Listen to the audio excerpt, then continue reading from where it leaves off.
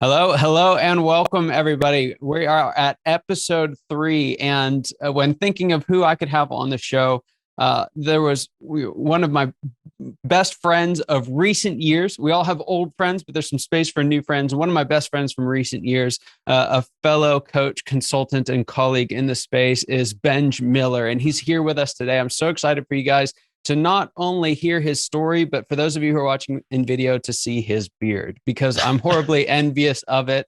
And those of you who are listening on audio, now you're going to want to know. So go check it out on YouTube. It's worth every minute of it. But without any further ado, Benj, I'd love to just open it up and ask you, just tell us your story. How did you get into coaching? Why did you get into coaching? And take it from here. Well, I've been an entrepreneur since a very early age, even the stories of the kids who have the paper route. I wasn't a paper route kid because I lived out more in a cornfield than a neighborhood, but I had very strict parents and they insisted that we weren't really allowed to go to other people's houses, that they didn't know the parents or parties. So I decided to bring the party to my house. And so I turned one of our barns into what I thought was a nightclub. We had a full court basketball, we had music, we had snacks, we had a cover charge. There's a PlayStation up in the loft with a couch. Like it was full on. So that was my very first taste of like, well, just if you can't do what other people are doing and there's a demand, like just do something. And if you build it, people will come. And we had a solid three week run on that one. But that's what kind of led me into this idea that we get to design our own life, we get to design our own business. And we overuse the word visionary, but I think we underuse who we apply it to, because so many people can be visionaries of their own lives, even if they don't have a business. The business owners, we think about the big vision. We forget about all the micro visions that happen along the way, and really that's just seeing what could be and making it happen. So I went on like a little bit of a, I don't know what I'm doing, typical kind of right out of high school, college, but I ended up running my own business almost by accident. And we kind of grew it and grew it and grew it. And I had no idea what I was doing. So I made a couple of really bad decisions. And it was like one of those moments. I'm like, all right, what are my options? I can go get a job like a normal human being. I can take this business down to about a third of the size it was, a quarter of the size it was, and have a really easy, fun lifestyle business that I enjoyed with people I enjoyed. Or I can figure out what it looks like to run a business.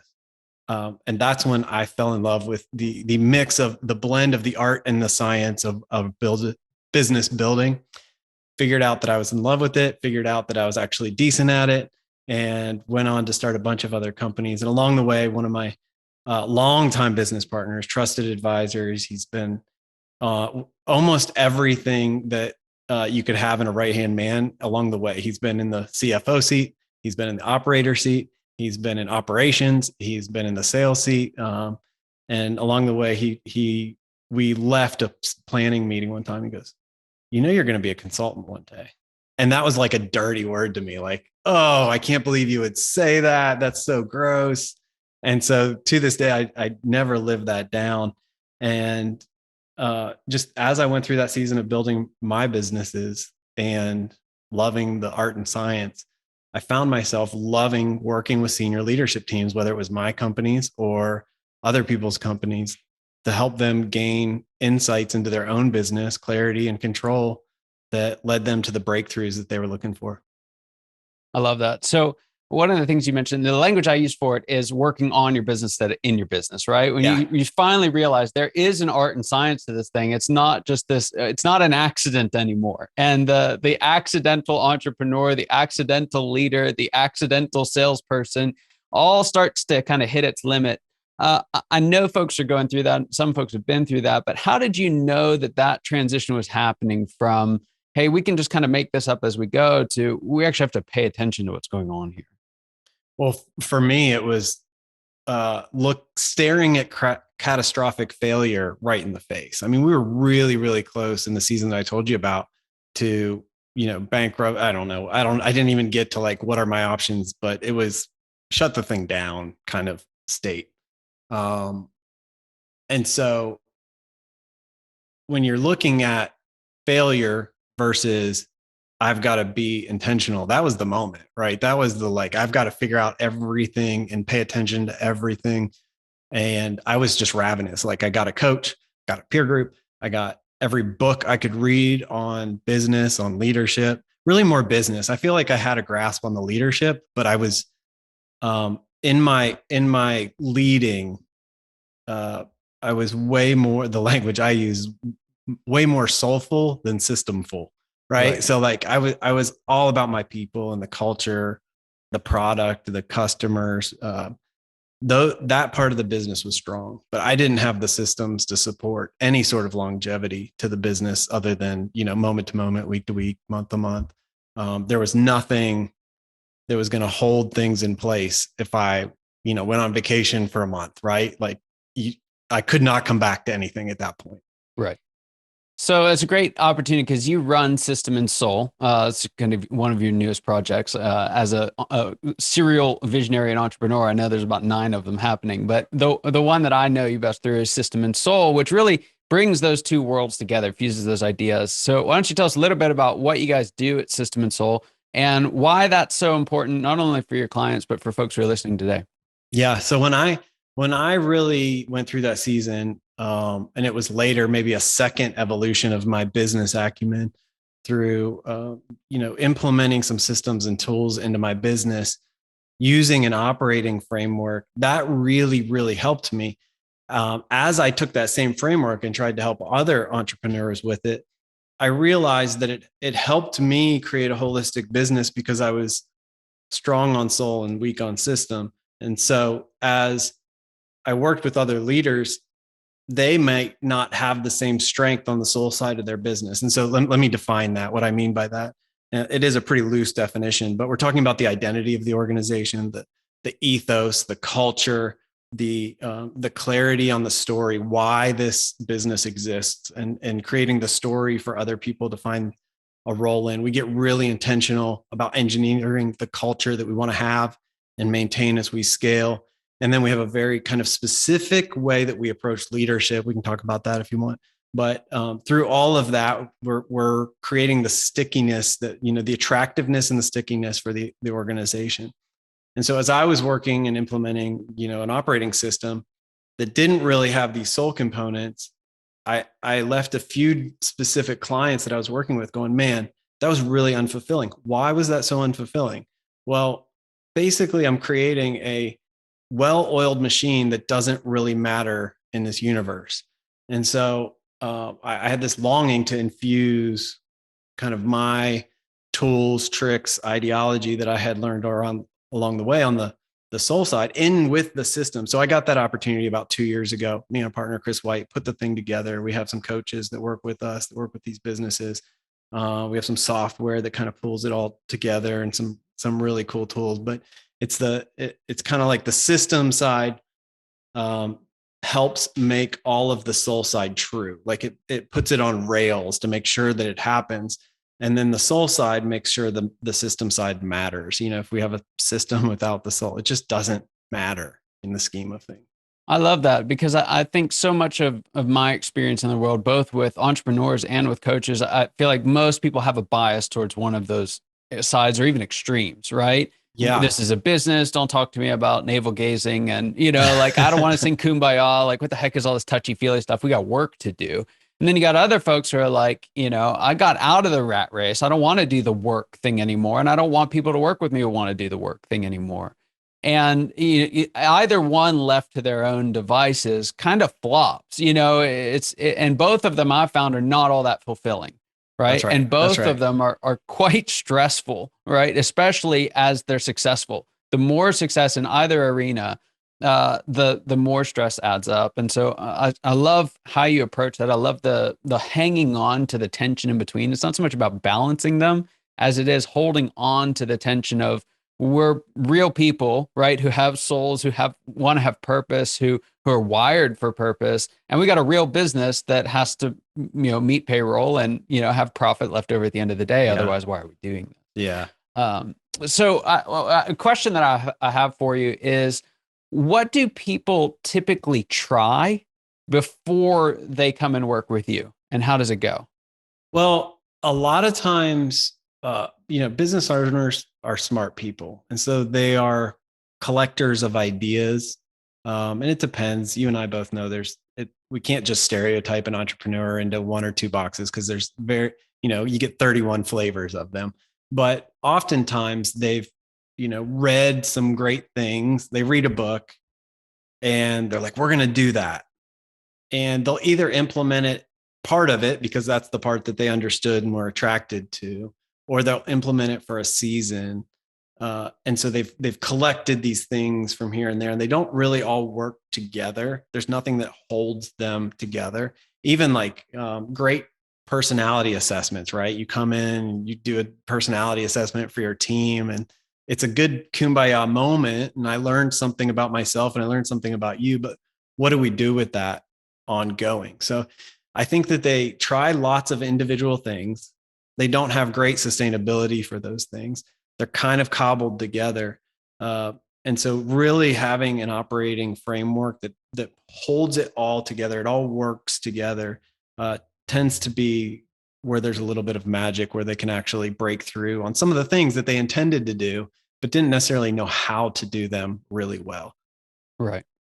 Yeah, I've found so often it's about getting not only the right things, but the right things in the right order, Yeah. and getting all of those things working together, right? The illustration I've used with clients is, you can line up all your dominoes, but if you flick one over in the middle, you're only going to knock half of them over. But if you go to the end, you flick the first one, they all fall from there. And knowing what I know about the system that you guys put into place, I think you guys do such an excellent job at coming in and putting first things first, uh, and doing things in this sequence that really allows those accumulation of wins, right? The just momentum to build that I've not seen in a lot of other systems. That's fantastic. That's cool. All right. Thank you. Yeah. So here's a question, the big question, the moment we've all been waiting for. I'd love for you to share with us as a high demand coach, as someone who knows what they've been doing, as someone who's been in the CEO seat themselves. What's the biggest secret or the number one thing that you would want our audience to hear from you today? And again, we're talking about founders, leaders, and entrepreneurial organizations. What's that one thing that you really want to pass on? I don't know if this is my forever one thing, but today what's top of mind is that vulnerability attracts resources. And so often as the leader of the organization, we somehow have this intrinsic feeling that we have to have it all together. And the reality is that there's so many resources out there. You might have a team member that's more capable, might be ready to step up, that if you open up and, talk about the needs of the business, talk about where you as a leader are struggling, you're creating room for them to step into. It's the same with your market. If you've got a question about your product, why are we scared to ask our customers, right? Like, let's be a little vulnerable and say, hey, we're trying to figure this out. You're actually the expert because you're the one we're trying to solve. We do the same thing, hesitant to get therapists and coaches. And, there's so many resources out there, but it requires us to step out and be a little vulnerable to say, I don't know the answer. And I'm willing to expose that I don't have the answer. It's so good.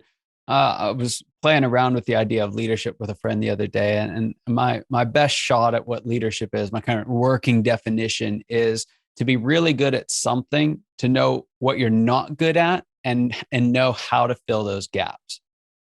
Right now, there are some leaders who are really good at something, know what they're not good at, and just run over people to fill the gaps. Right. So just because you have the gift of leadership doesn't mean that it's a good thing necessarily. And the real magic happens, I think, in that point of vulnerability, like you're talking about, where, not only do we recognize, hey, I don't have the answer here, but I'm actually going to open up and find the answer through somebody else. And when you take that route, I've found that I think the way that you said it was beautiful, is just vulnerability attracts resources. Like, there's something just attractive about that. And there's something that runs against the grain on what we expect people to do, especially people in leadership. Yeah. During that, and you've mentioned this a couple of times. So I was one of those folks who for the beginning part of my career, the idea of a coach was like, yuck. I was like, why would that's an admission of failure, right? Right. And then that really slapped me in the face on more than one occasion, because it took more than one occasion to get through my head. But I'd love to hear a little bit about your journey through, like, how do you move from I don't want to coach to I've got to have a coach? And if you could wrap that up with, in your opinion, who needs a coach and why?